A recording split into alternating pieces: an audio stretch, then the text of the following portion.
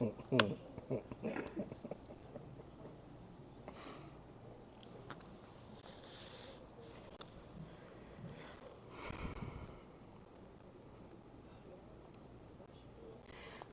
بالله من الشيطان الرجيم. بسم الله الرحمن الرحيم. الحمد لله رب العالمين، ولا عاقبة للمتقين ولا عدوان إلا على الظالمين، وأشهد أن لا إله إلا الله وحده لا شريك له، وأشهد أن محمدا صلى الله عليه وآله وسلم عبد الله ورسوله. ما بعد, we thank the Almighty Allah for another opportunity to be here. We thank Him for His mercies that He's bestowed upon us. We bear witness that there is no deity worthy of worship except the Almighty Allah. We also bear witness that the Prophet Muhammad sallallahu alaihi wasallam is His servant and His messenger. Whosoever the Almighty Allah guides is really guided, and anybody who goes astray has nobody to blame but themselves.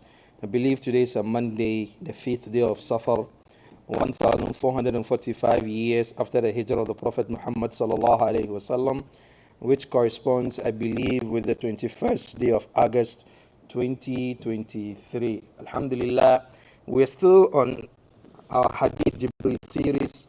I believe today is our 5th class on Hadith Jibril. And Hadith Jibril, as we always, deliberately reiterate, is the Hadith where Jibril came in the form of a human being to the Prophet Muhammad sallallahu alaihi wasallam to ask the Prophet Muhammad sallallahu alaihi wasallam some questions. Whereas the Sahaba were there, they were listening, and then, they were taking lessons and notes from that hadith.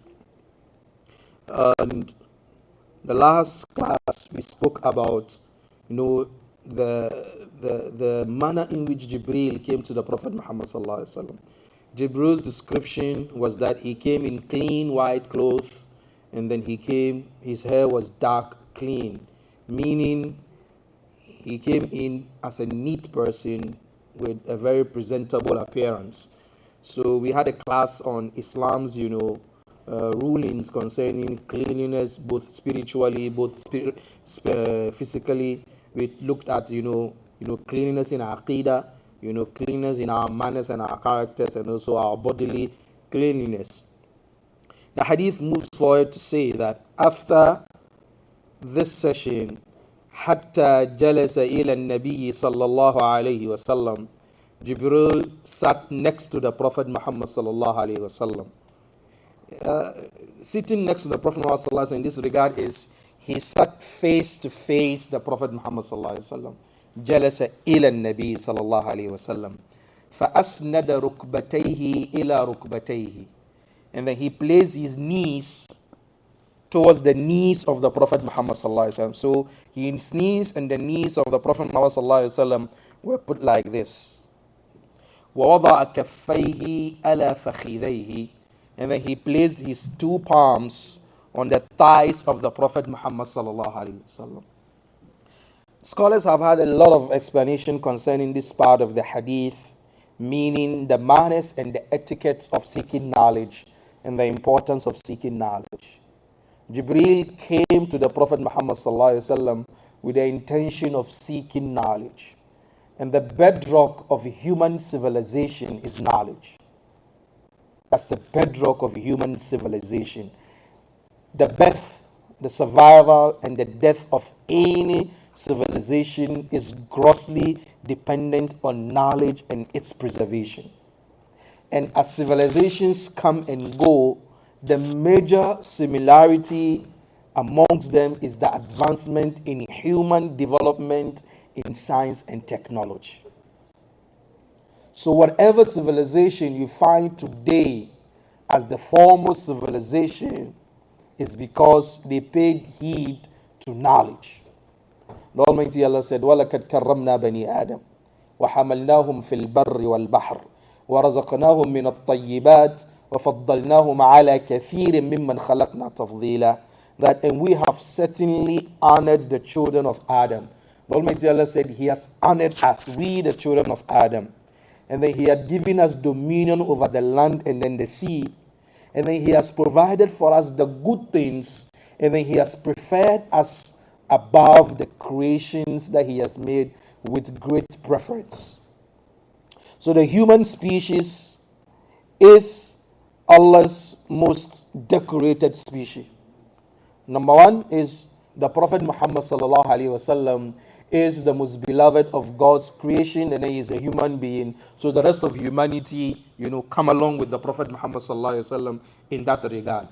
The other reason is also that the human beings and the genes, we have been given rules and regulations to adapt to. The angels are not in that regard. The angels, their iman is static. They do not go against the orders of the Almighty Allah. That's what the Almighty Allah says in the Quran, لا يعصون الله ما أمرهم ويفعلون ما يؤمرون. They do not disobey the orders of the Almighty Allah, and they always implement what the Almighty Allah has ordered them to do. So that's the angels. For us human beings, the Almighty Allah has put in us this tendency of shahwa, of desire. So the one who is able to control his desire becomes a better human being. And the one whose desires control him, you all know, is something different. And the only way that we can learn to master and control our desires is by following what the Almighty Allah has ordered us through the teachings of the Prophet Muhammad sallallahu alaihi wasallam.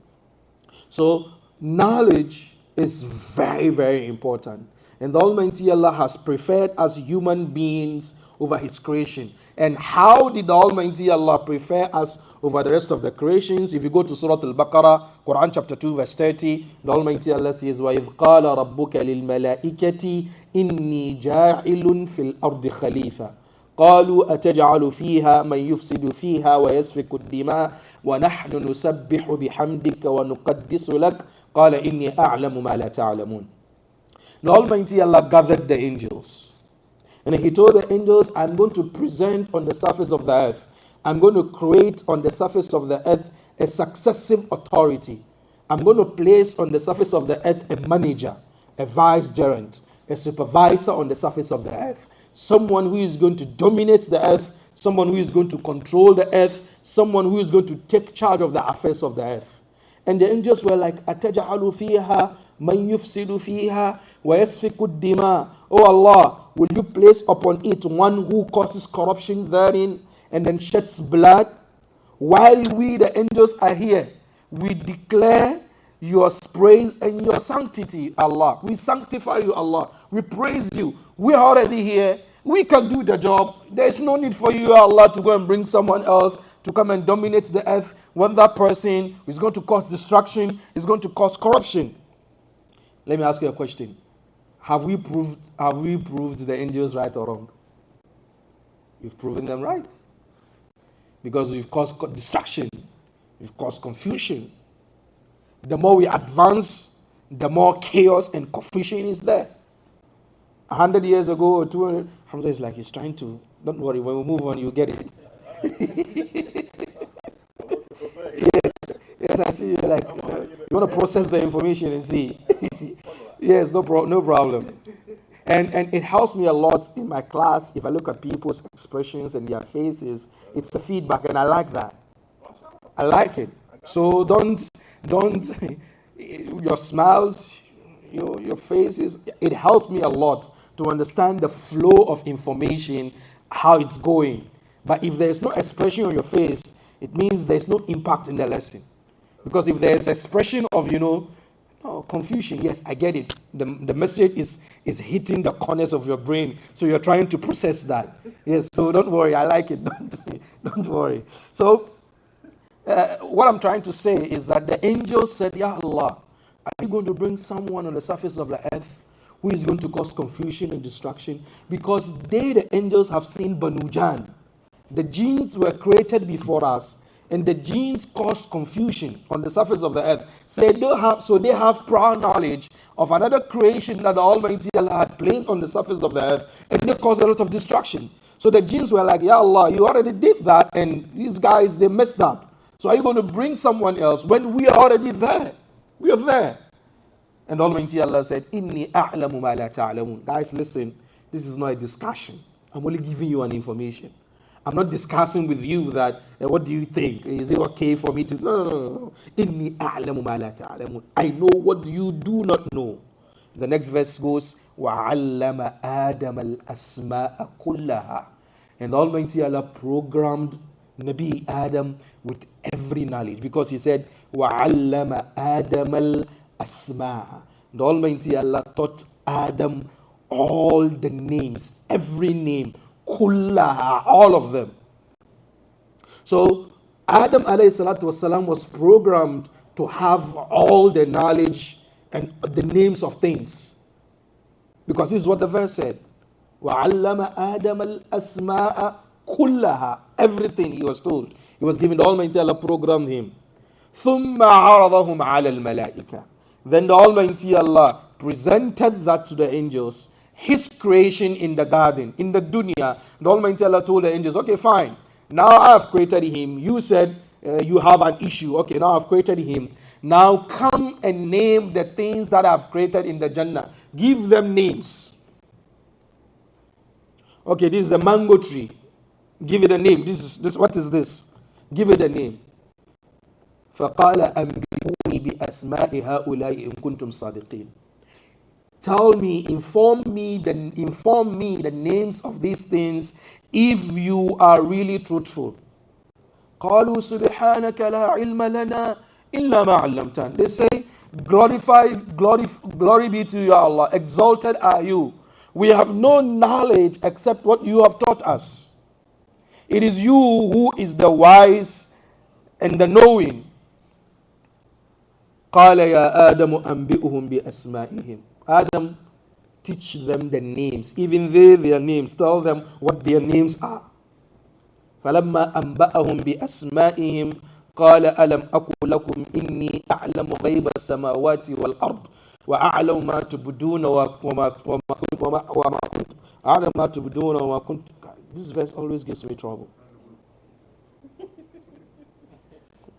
تعلنون وتعلمون تعلمون. That's the Quran. There is no mastery over the Quran. So this verse teaches us that the Almighty Allah gave us human beings preference over the rest of the creation because of knowledge that the Almighty Allah had programmed Adam with. And Adam was able to name the things in there, and the angels were like, okay, fine, we give up. Imam Ahmad ibn Hanbal says, الناس إلى العلم أحوج منهم إلى الطعام والشراب. He said human beings are in need of knowledge more of their need towards food and water. Human beings are in need of knowledge more than their need for water and food. He said لأن الرجل يحتاج إلى الطعام والشراب في اليوم مرة أو مرتين. He said because a man needs food or water once or twice a day. ولكن هو في حاجة إلى العلم بعدد أنفاسه. But then a human being is in need of knowledge for every breath he takes. Every breath you take, you are in need of knowledge. So the importance of knowledge cannot be overemphasized, because this is the bedrock of our life. And even as Muslims, you know very well that the first verse to be revealed in the Quran is what? Iqra, read. So no Muslim has an excuse for not learning, for not studying. No Muslim has an excuse. Because in all the verses of the Quran, in all the message that the Almighty Allah wanted to send, He could have begun with Qul Huwa Allahu Ahad. He could have begun with Qul Huwa Allahu Ahad. He could have begun with Alhamdulillahi Rabbil Alameen. But He said what? Iqra. Read. Because if you do not have knowledge, you cannot serve the Almighty Allah the way He is supposed to be served. That is why knowledge is the bedrock of our deen. That is why in everything that we do in Islam, you need to ask. That is why the Prophet Muhammad was the master teacher. And he taught them. And the statement that he made, he was given, Prophet Muhammad was gifted in a way that he spoke, that he speaks one statement and you're able to pull out different pearls and gems and gold and diamond from that statement. One hadith, for example, this hadith that we are looking at, just one hadith, and we are on our fifth class on the hadith, and even we've not even entered the main hadith itself. We've not entered what the Prophet Muhammad said. Just looking at, the preludes and then the introduction of the hadith. Now, Jibril comes to sit in front of the Prophet Muhammad to seek knowledge. We need to look at the etiquettes and the manners and then the significance and the importance of seeking knowledge. It's very, very important. Knowledge is so important in Islam that the first 5 verses of the Quran that was revealed, 6 times knowledge was mentioned. So let's count with me. اقرأ باسم ربك الذي خلق خلق الإنسان من علق اقرأ وربك الأكرم الذي علم بالقلم علم الإنسان ما لم يعلم. Knowledge is spoken about 6 times in the first 5 verses of the Quran. اقرأ, read in the name of your Lord who created. خلق الإنسان من علق, he created man from a clinging substance.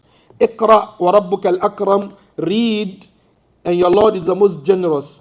الذي علم بالقلم, علم, he taught بالقلم, with the pen. علم الإنسان, he taught the man ما لم يعلم, what the man doesn't know. So 6 times the Almighty Allah spoke about knowledge in the first few verses of the Quran. And look at it, even the revelation of this verse itself is educative.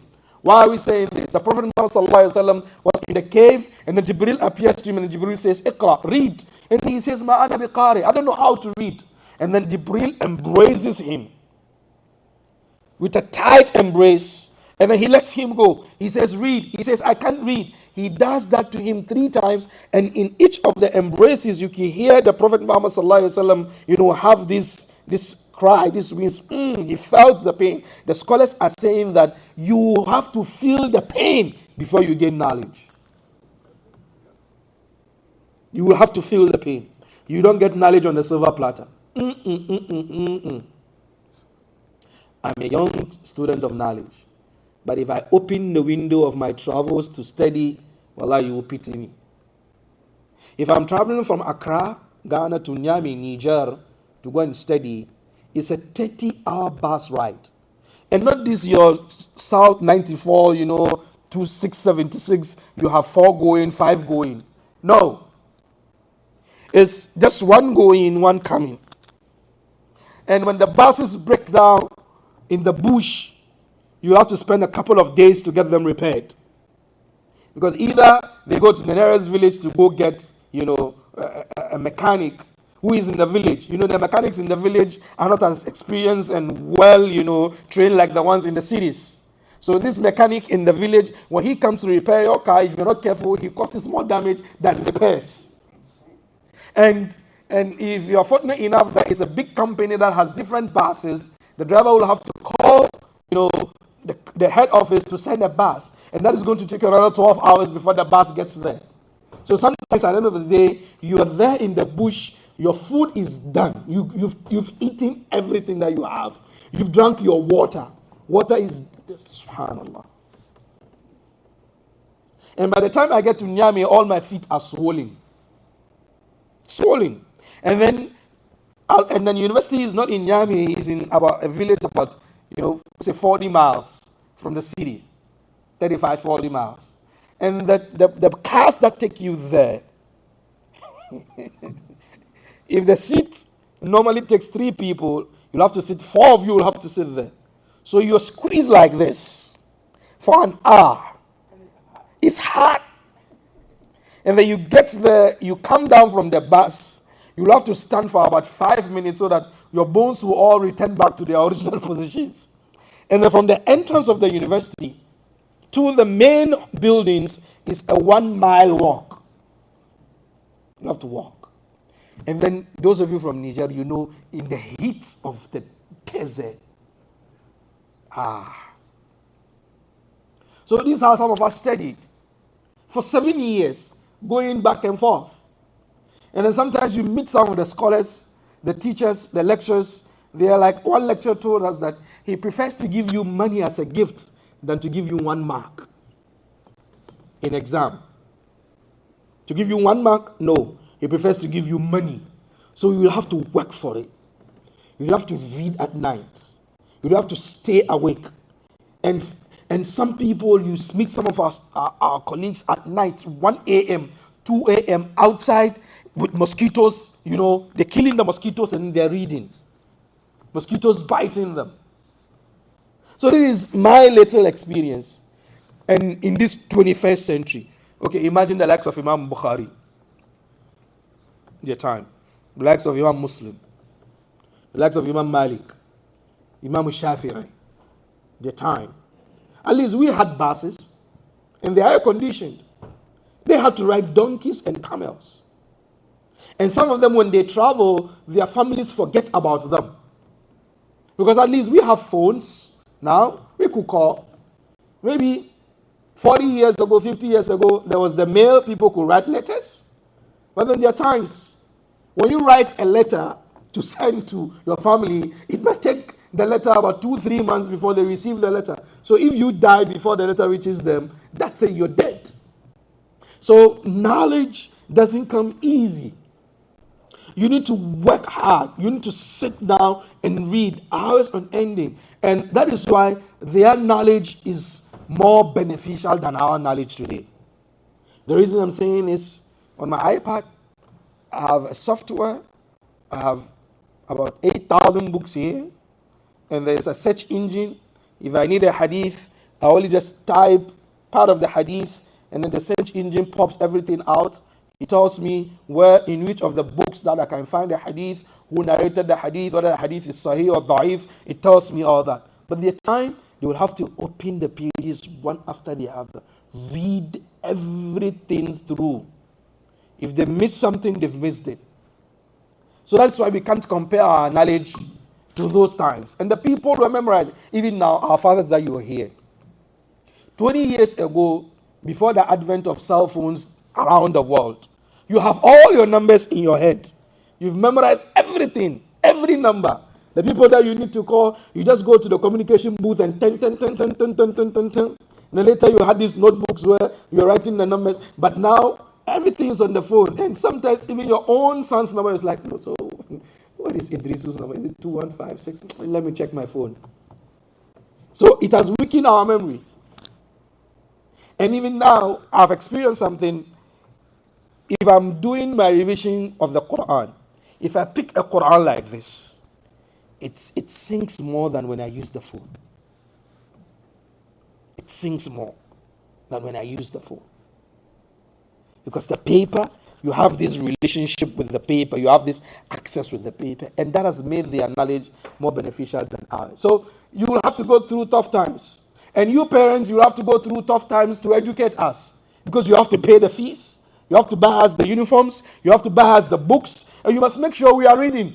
Because nowadays, if you leave us alone in our rooms, we have PS5, we have access to the internet, there are these iPads, there are the computers there, and then when we hear your footsteps upstairs, we change the channel to YouTube Makkah as if we are watching Makkah, not knowing we are on Netflix or we are on, all these other, and so as a parent, you also have to go through with us. You also have to come to the madrasa to come and see who are the teachers of your kids. What's the relationship between you and the teachers? All of this is a whole package. We, the teachers, cannot do ourselves. We cannot do it all alone. You cannot do it all alone. That is why you bring them here. And we cannot do it all alone because when we teach them and they leave here, they go back to you. So if you do not also put in your effort, it's not going to work. And if the kids also do not put in their effort, the students do not put in their effort, it's not going to work. So the enterprise of knowledge and knowledge seeking is not something easy. It doesn't come on a silver platter. That's why the angel Jibril had to embrace the Prophet Muhammad sallallahu alaihi wasallam. In a tight embrace, the Prophet felt it. It means when you take the path of seeking knowledge, you must be ready to face all the consequences. Because the fruit is very sweet.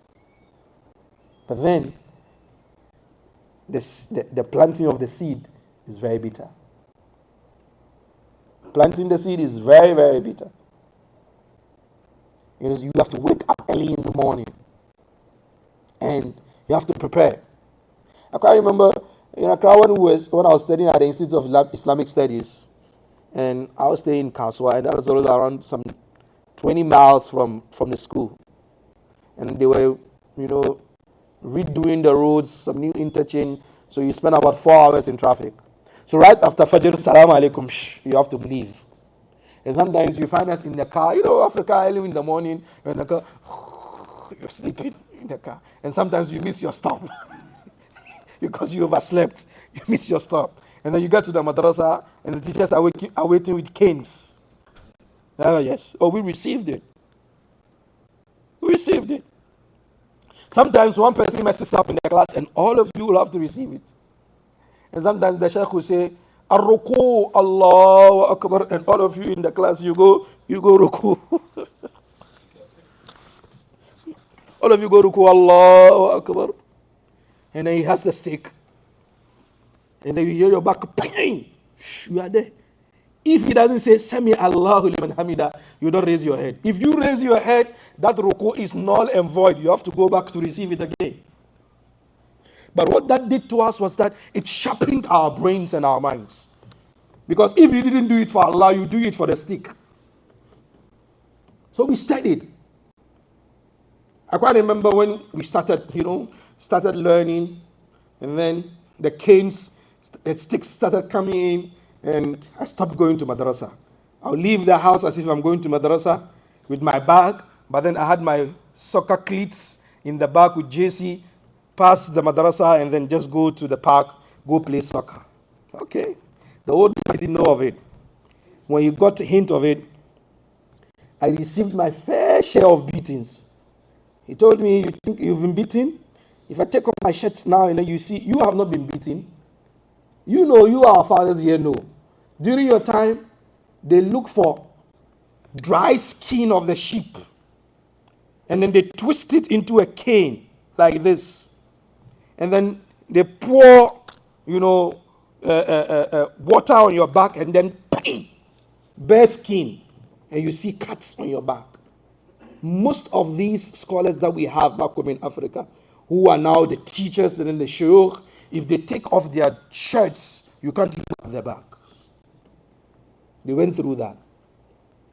I'm not saying it is right or wrong, but I'm only telling you how some people went through, what they went through to get the knowledge. So if you find them today, shuyukh, reading the Quran, explaining the Hadith, bringing thoughts from here and there, it didn't come easy.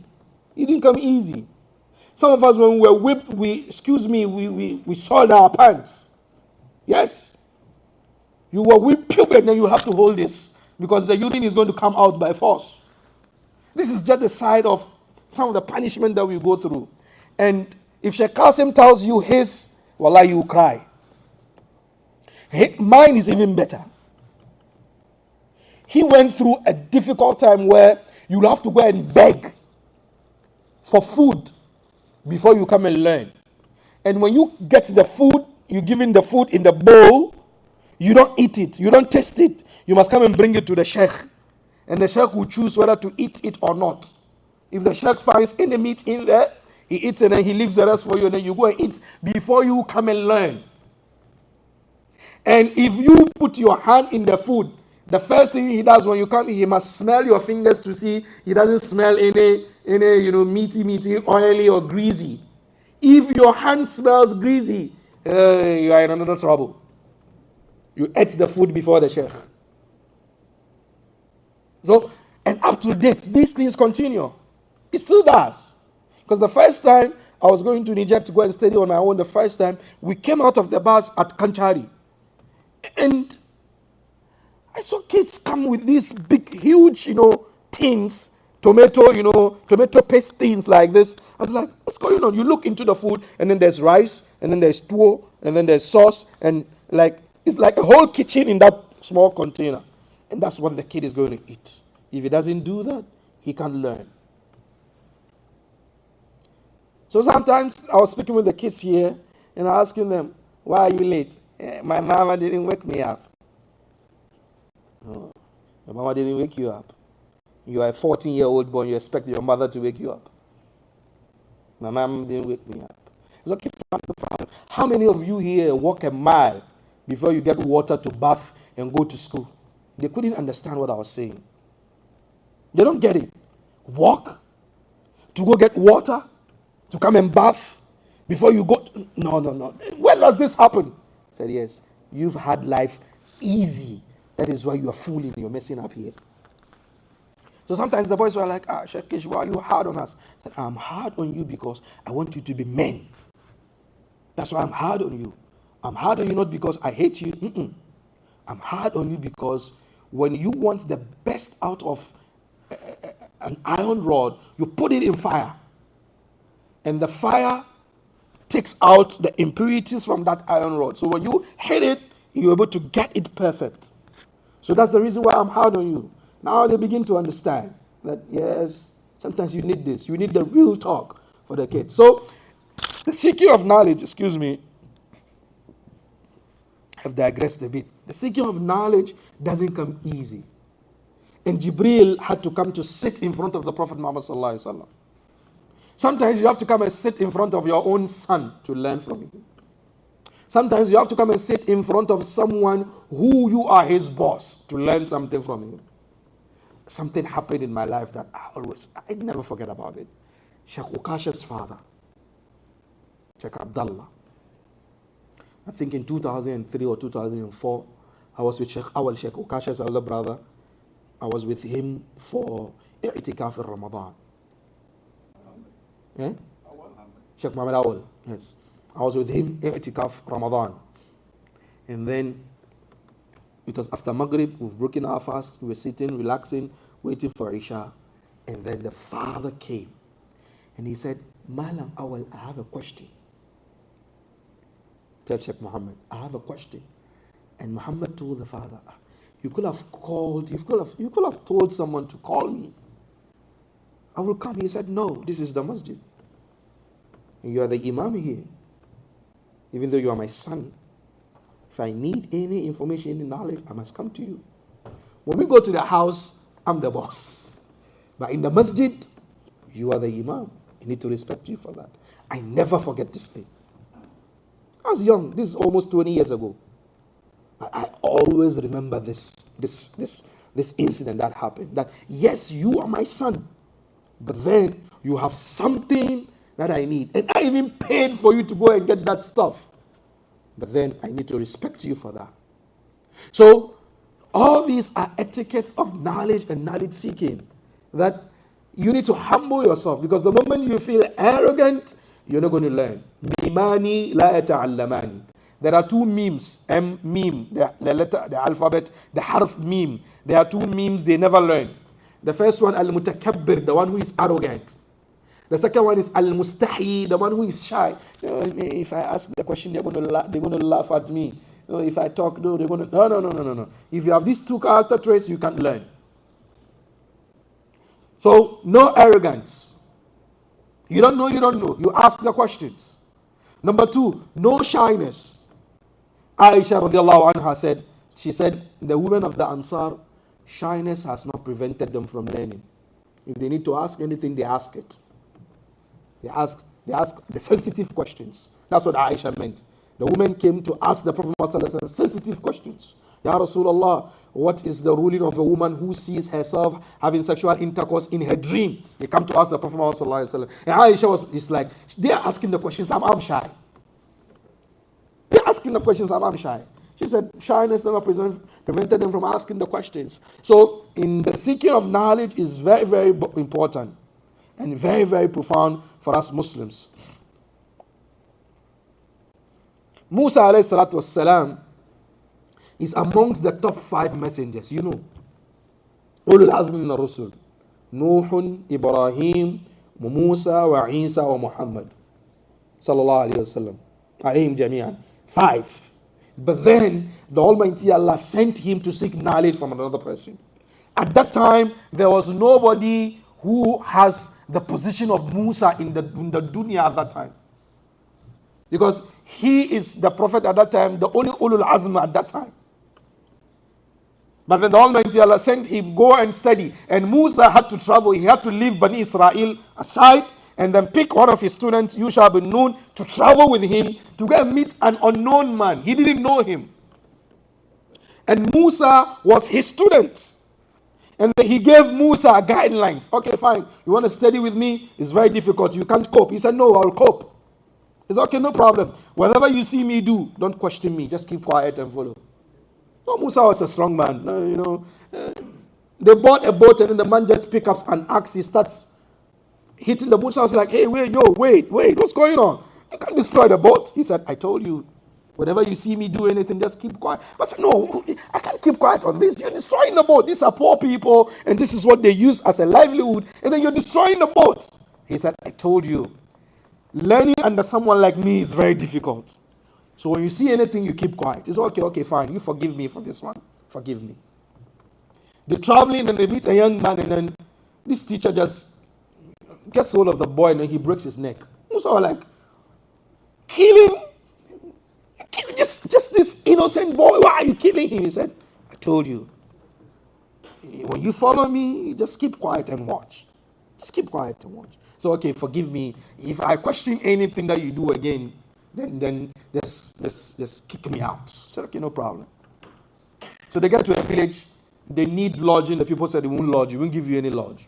It's okay, no problem. As they were moving through the village, they find a wall that is, bent, is going to fall, and then Khidir told him, Musa, let's straighten this wall. Okay, they just straightened the wall. They repaired the wall, and then Musa was like, you see, these people, we came to them for lodging. They didn't give us lodging. And then we've ended up, doing work for them. Let's go and ask for payment. We can't work for free like that. And then the guy told him, I told you, whatever I do, don't question. Just keep quiet. But then before you leave, I'm going to explain to you the reasons why I did those 3 things that I did. When I broke the boat, when I killed the boy, and then when we straightened the wall, we repaired the wall without any pay. You see that boat? It belongs to poor people. True. But then there's a king around who is an oppressor. If he sees you have a beautiful boat, he snatches the boat from you. So when I put in a hole in the boat, when the king's men come and then they find the boat with a hole, they don't need it, they won't take it. So these poor people will still have their source of livelihood. But if the boat was intact, when the king's men see it, they're going to seize the boat. Say, okay, I get it. The next one is the boy that I killed. If I had not killed him, when he grows up, he's going to cause his parents into kufr. So the Almighty Allah made me to kill him, so the Almighty Allah will replace him for them, and a boy who is better. You get that? You say, I get it. Okay, fine. The last one, why did you repair the wall and then no payment? And these people didn't give us any logic. He said the wall was a partition because behind the wall there is a treasure for some boys who are orphans. And their father was a good man. So the Almighty Allah wanted us to repair the wall to protect their what? Their treasure. When they are old enough, they can come and get it. So Musa had to go and study, understand one. So imagine Musa going to study. And you and I need to, we need to set up. Knowledge is a beautification. I'm sitting here, but I believe most of you are older than me. And most of you here can even give birth to me. But I'm the one sitting here delivering. Why? Because I have something small in this head. That's it. Not because I'm better, not because, no. It's just that. Abdullah ibn Abbas, Umar ibn Khattab will bring him into the cabinet meeting. This is during the time of Umar ibn Khattab. And Abdullah ibn Abbas, when the Prophet died, he was only 13 years old. And Umar took over 2 years after, meaning Abdullah ibn Abbas was around 15, 16 years old. And then there is a cabinet meeting of the Sahaba of the Muslim Empire. And Umar brings him into the sitting. Once, twice, it became a norm. The other Sahaba were like, Amir al-Mu'minin, wait. See, what's this small boy doing here? What's he doing here? We have sons like him at home, but we left our sons. And he's here with us. Amir al-Mu'minin. Umar said, okay, no problem. I understood what you want. I understand what you want. But then, I have a question for you. Why do you think the Almighty Allah revealed إِذَا جَاءَ نَصْرُ اللَّهِ وَالْفَتْحُ? إِذَا جَاءَ نَصْرُ اللَّهِ وَالْفَتْحُ, when the victory of the Almighty Allah and His conquest come. وَرَأَيْتَ النَّاسَ يَدْخُلُونَ فِي دِينِ اللَّهِ أَفْوَاجًا. You see people entering the deen in groups. فَسَبِّحْ بِحَمْدِ رَبِّكَ وَاسْتَغْفِرْهُ. You glorify your God, you thank Him, and then you seek His forgiveness, and then He's the most forgiving. That's it. That's why the Almighty revealed the verse. Said, okay. Abdullah bin Abbas, why did the Almighty reveal the verse? He said, إِذَا جَاءَ نَصْرُ اللَّهِ وَالْفَتْحُ, it's a sign that the Prophet is going to die.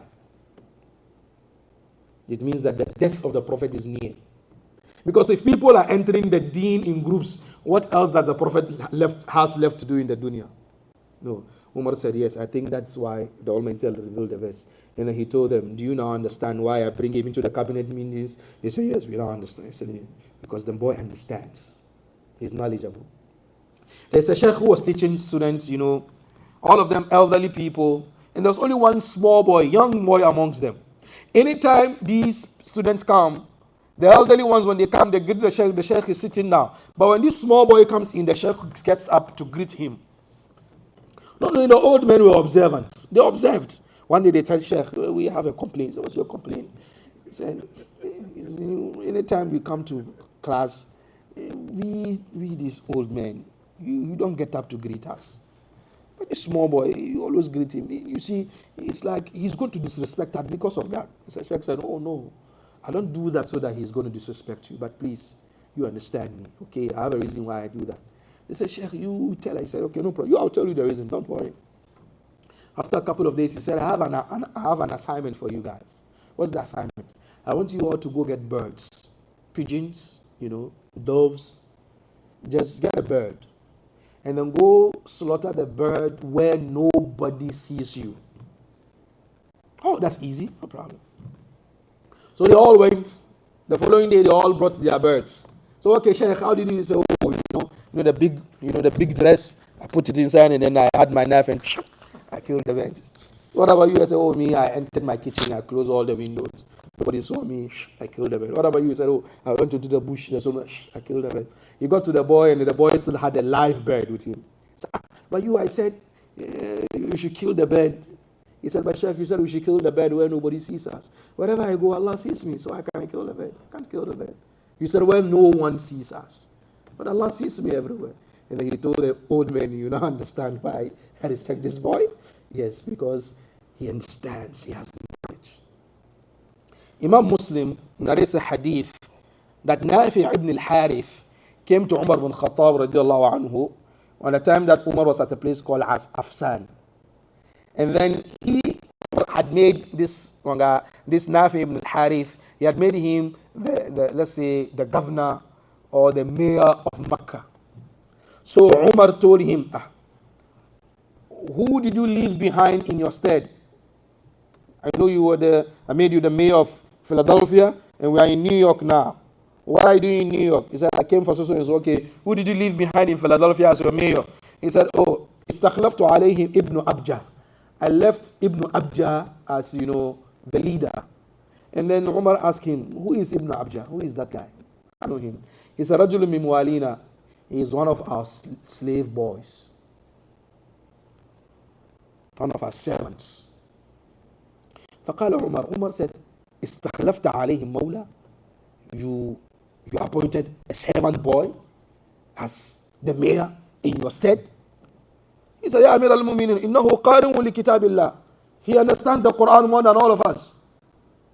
He understands the Quran better than all of us. Alimun bil fara'id. He knows the distribution of inheritance more than us. He understands the deen better than us. So the fact that he's a servant boy, he understands better than us. And Umar ibn Khattab said, Ala inna nabiyyakum sallallahu alayhi wa sallam qal. Umar said, the Prophet Muhammad sallallahu alayhi wa sallam said, Inna Allah yarfa' bihadha al-ilma aqwaman wa yad'a bihi akharin. The Almighty Allah is going to use this knowledge to elevate some people, and this same knowledge is going to bring some people down. If you observe the history of Islam, we have a majority of our scholars who have served the deen in more numbers than the Arabs. Let me repeat, or let me give an example so that you understand. The 6 books of Hadith that we have, Bukhari, Muslim, Tirmidhi, Abu Dawud, and Ibn Majah. 6 of them. Do you know how many of them are Arabs? Just guess. Only one. And who is that? Imam Muslim. Muslim is the only Arab amongst these six. Az-Zuhri, one of the teachers of Imam Malik, he was next to Abdul Malik ibn Marwan, one of the Khulafa. And then he asked him, where are you from? And then he said, I'm from Mecca. And then he asked him, who did you leave behind as the leader of Mecca? Meaning, the most influential person in Mecca. He said, Ata ibn Abi Rabah. He said, is he amongst the Arabs or is amongst, the non-Arabs? He said, he's not amongst the Arabs. He's not an Arab. Ata ibn Abi Rabah. He's a black man. One of the students of Abdullah ibn Abbas. And anytime you hear Ata ibn Abi Rabah in tafsir, he's a canon, but he's a black man. So, okay. فَبِمَا سَادَهُمْ. How come this black man became the leader of Mecca? How? What happened? He said, بِالدِّيَانَةِ وَالرِّوَايَةِ. He is more pious than them and he is more knowledgeable than the whole community. So he is the leader. So, okay, no problem. And then he asked him, what about Yemen and Masr and Sham and Basra? Anytime he mentions that, he says Yemen, he mentions a black man. He mentions Masr, black man. He mentions Sham, Syria, black man. He mentions Basra, black man. He asked them, all of them black guys? He said, yes. Okay, what about Tawus ibn Kaysan, black man? Yazid ibn Abi Habib, black man. Al-Hasan al-Basri, black man. And then he asked him, okay, what about Kufa? He said, Ibrahim al-Nakhai. He said, is he an Arab? He said, yeah, no, he's the only Arab. And then Abdul Malik ibn Marwan was like, oh, finally we have someone from amongst us. And then he was told, Wallahi, la yasudanna al-mawali ala al-Arab fi hadha al-balad. He said, the non-Arabs are going to take over the leadership of the Arabs in these countries.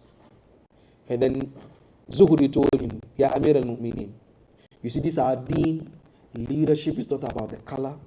إنما هو دين من حفظه سادة. The deen, whoever protects the deen and has knowledge of the deen becomes a leader.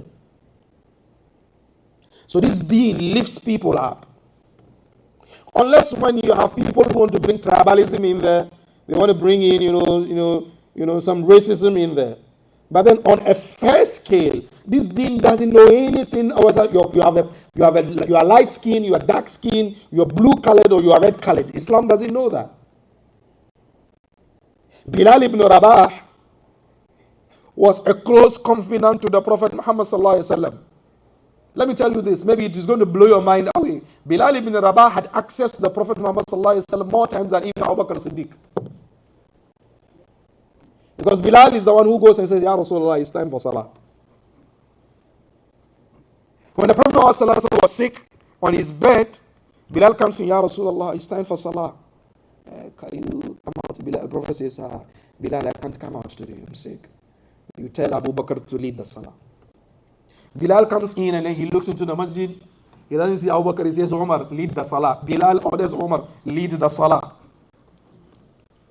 And Umar says, Allahu Akbar. And the Prophet Muhammad sallallahu alaihi wasallam hears Umar's voice and he's like, I wanted Abu Bakr to lead the Salah. It's Abu Bakr who must lead. After the Salah, the Prophet asked Bilal, what happened? He said, Ya Rasulullah, I looked into the crowd, it's not Abu Bakr, so I ordered Umar to lead the Salah. Islam doesn't care about the color of your skin. So as knowledge doesn't care about the color of your skin. Unless we human beings put in place all obstacles. Maybe because of your color, skin color, you don't get admission. We know what happened in this country over the years. And what happened? We know. So we need to let our kids understand that the color of their skin is not an impediment for success in this dunya and the akhirah. We know what happened to inventions by black men and the people who stole their patents. We know. It's a fact. And it's not something that can be hidden. And Some of these inventions that the black man does, someone from another skin, he peels up the black man's name and then he puts his name onto it, and then he's the one who discovers it, and then it's not. There's this joke by Dave Chappelle. He said even the Declaration of Independence was written by a black man. The white man said, "Hey, nigga, hurry up, excuse my language. Hey, hurry up and finish it up. I want to sleep." We know. But the Islam doesn't care about the skin of your color. This knowledge doesn't care about the skin of your color. Sometimes you hear some names by inventions that some people have made, and then you look at the name, it is a Caucasian name, you see the picture, it's a black man. So we need to let our kids understand that the color of your skin is not an impediment for your development. And never allow anybody to look down upon you because of the color of your skin. No. This your skin is how the Almighty Allah created you. Let him understand that. That's how the Almighty Allah chose to create you. This your brain is what makes the difference. This brain of yours, this is what makes the difference. So until we let our kids grow out of this inferiority complex, where they feel they are inferior because of the skin of their color, where they feel they are inferior because of where they are coming from, where they feel inferior because of their names, we need to let them outgrow that. It's important. Because when you have, a mastermind, then you are able to move ahead as a human being. But then if your mind is botched in a bottle, there's nowhere you can go. You can't develop as a person. And this is what has happened to us as an ummah, where we feel inferior to other nations. We copy everything that comes from anywhere. That's been the problem of the ummah.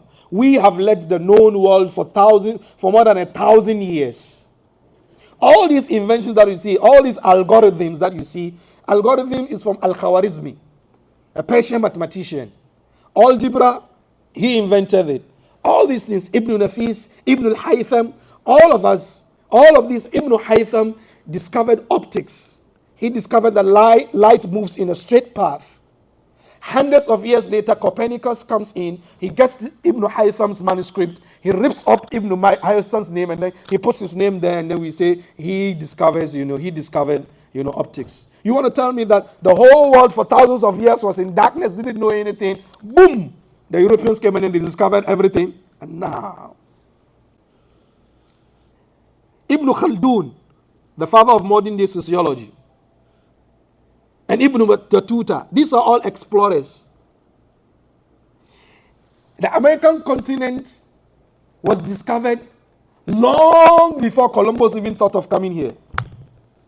He's a medical doctor. On a Friday, he can mount the mimbar and give us a khutbah. He's a journalist. He's a hafiz of the Quran. That way we can make meaningful impact wherever we find ourselves in. But if we have only two groups of people, some of us who have gone to study only the Sharia, we are cut off from, the knowledge of the world, or will not progress. All of us cannot be medical doctors. Same way all of us cannot be shuyukh on the mimbar. It's that we mount on at our workplaces and then in our professions. Maybe we are old now. No, I'm not old. Maybe some of you are old now. And put us on the right path. The younger ones, this past, semester, wonderful result. The whole hadith, he puts even the shakl for you, fatha kasra dhamma. They put it all there. It means these kids have potential. They go to school and then they excel. So a medical officer, he brings in ruqya shari'iyya. He gives you and in all, it comes to our cultures and our beliefs. And as Muslims, the Quran is our number one source of qadar. At least when I retire, I have someone who is going to buy a Tesla for me. Good, no problem. Remember you and then pray for you in the grave. That should be an objective. So it's important that We invest in knowledge, even as ourselves, as elderly people. Wallahi, it's not late. It's never late, especially in this time of the interong. And then he says, yes, it is right. And then the professor, there's a sheikh Tao, and the students started giggling. This old man, yeah, yeah, he's not who people were. He has time to dance, not time to learn. So, al-ilmu, Imam Ahmad bin Hanbal, just to cap this, Imam Ahmad bin Hanbal, people always found him holding a pen and an ink bottle. All the time. He had a pen and ink bottle with him wherever he goes. Because if they need to write anything down, he has to pen it down. And then he was asked, when will you stop holding the ink bottle?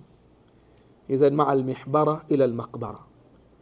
He said, the ink bottle, the day you don't see me with the ink bottle, that is the day I'm being carried to my grave.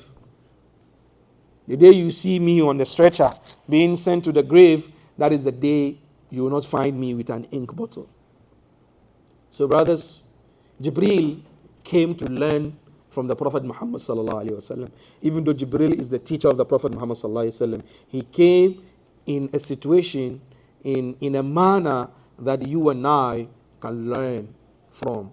So inshallah, for our lesson today, Jibril comes to teach us, the essence of knowledge and seeking knowledge. وآخر دعوانا أن الحمد لله رب العالمين والسلام عليكم. Unfortunately, today there are no questions because it's time for Salah.